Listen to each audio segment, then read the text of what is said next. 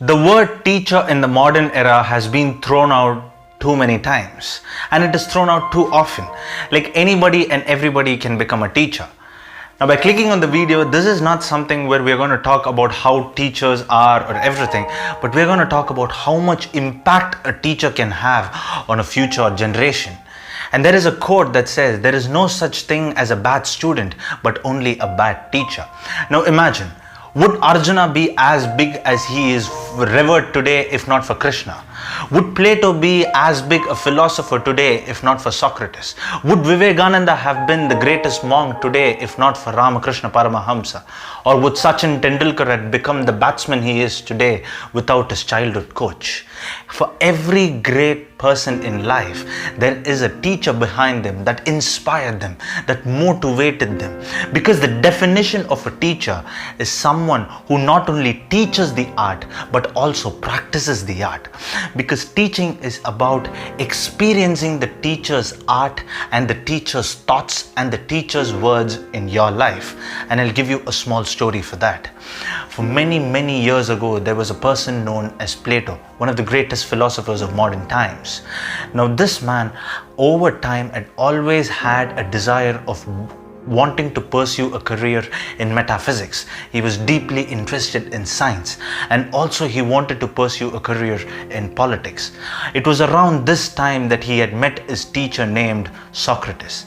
When he went towards his teacher, because you have to first think Plato as a person who, since he was knowledgeable in science, he believed in theories and he believed in a lot of facts and definitions and all those kind of things.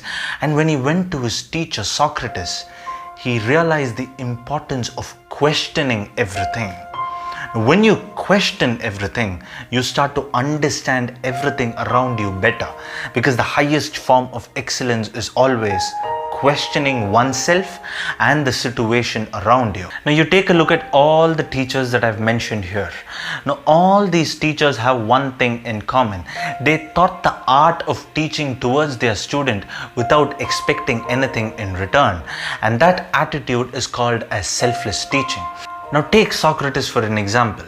When he taught the art of philosophy to his student Plato, Plato realized what he truly wanted in life.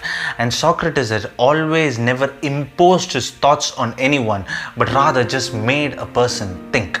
And now when you make a person think and not impose, that is the very foundation of selfless teaching that you can give towards a student. Now Socrates did not expect anything from Plato, not even a little bit of gratitude. But when a teacher has that sort of attitude, you get a student as good as Plato.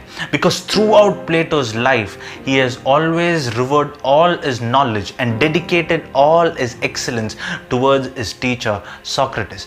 Because when there is a good teacher in life, a student is nothing but a mere reflection of the teacher in life.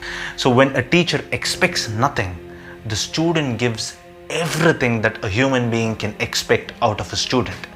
Now both cases here, whether we take a look at Socrates or Plato, or whether we take a look at Arjuna and Krishna, neither of them would have become as big as they are without a teacher like Krishna or without a teacher like Socrates, and their acts as how they performed as a teacher.